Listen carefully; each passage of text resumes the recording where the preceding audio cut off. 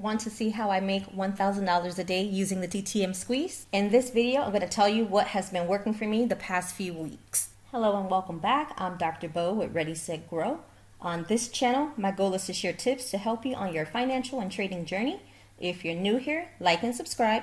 Also check the description for some valuable resources. Today, I want to share how I've been able to make $1,000 a day for the last 3 weeks very consistently. What I've been doing is scalping tickers that fire on the 1 hour time frame. First of all, let's define scalping. Scalping is taking advantage of smaller moves quickly. In my case, I'm looking to take advantage of a very small move that occurs once a ticker fires. The first thing I do is look for tickers that have fired by going through my watch list. I can sort by tickers that have fired. I can see what fired long. I can see what fired short. I use my watch list as the first step. The second thing I do, once I've identified a ticker that has fired, I look at the direction it fired in, and then I check that all the EMAs are stacked in the same direction. For example, FSLY looks like it fired long, and I can see here these are my EMA columns, and my EMAs are all red. That means that the EMAs are stacked negative. This isn't a trade I would take because it doesn't align. I'm looking for the EMAs to be stacked in the same direction that the ticker fired on. Here's another one. This is Apple. Apple fired short. The EMAs are stacked negative. This is something I would further investigate. If the EMAs are not aligned to the direction that the ticker fired in, it is not a trade I'm going to investigate or even look at. If the EMAs are aligned, then I further look into the ticker. The third thing I do is check if the ticker fired on any other time frame. And if it did fire on any other time frame, I want to see if it fired in the same direction that it fired on the 1 hour time frame. Let's look at the ticker AAPL, Apple. I see that the EMAs are stacked negative. It fired short on the 1 hour, it fired short on the daily, but it fired long on the weekly. Since the weekly doesn't align to the other time frames, this is not a trade I would take. I am looking for everything to align. So the 1 hour fired short, I need the daily to fire short, and the weekly needs to look short. If these aren't the same, then I am not going to take that trade. The next thing I do is check that the TTM wave on the 1 hour time frame aligns. The TTM wave, if it is below the zero line, it is bearish, and if it is above the zero line, it is bullish. If I am looking for a short position, something that fired short on the 1 hour, then I'm looking for my TTM wave to be pointing downward. So it will give me further confirmation.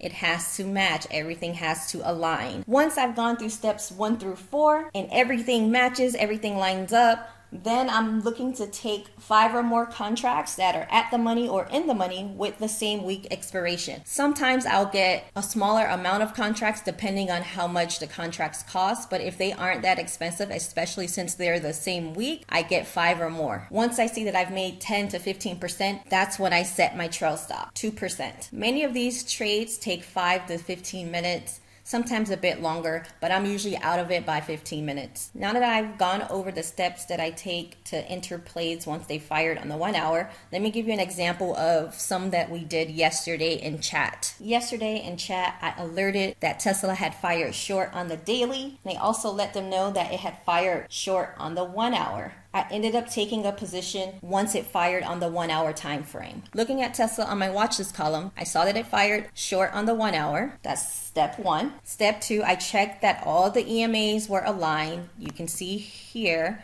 that the EMAs are all red. That means they are all stacked negative, which aligns to it firing short. Then I looked to see if it had fired in that same direction on other time frames, which it had. It fired short on the daily, it fired short on the 4 hour. That definitely confirmed my wanting to enter this trade. Lastly, I checked the TTM wave. I saw that it was below the zero line and increasing. I should also point out that the squeeze histogram, that's something I check as well. I check the squeeze histogram to make sure that I see signs of it being bearish. I bought one Tesla put contract. You can see it was a 735 put with this week's expiration. I only bought one because it was pretty expensive. Held it for a few minutes. Once I was up quite a bit, I set my trail stop and then I exited. I was only in that trade for 5 minutes. Then I saw that it was still going down and I decided to re-enter. Again, I got one contract, same week expiration, and held that for about 30%. Total of $860 on Tesla alone using this strategy.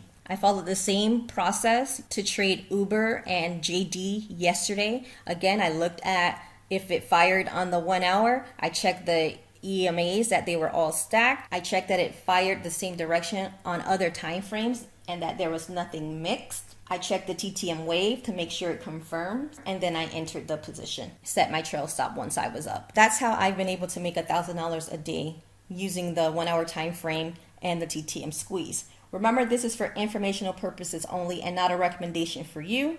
There are tons of ways to trade the 1 hour time frame, to scalp it or whatnot. I am just sharing how I've been doing it and what has been working for me. I have also been testing scalping using the early entry signal. So stay tuned because I'm going to be posting a video about it maybe in a week or so. Looking for an active trading community? Definitely check out my server linked in the description. We're in there learning and earning together. If anything helped you in this video, do me a favor and subscribe. It lets me know to keep giving you guys great content. See you all next time.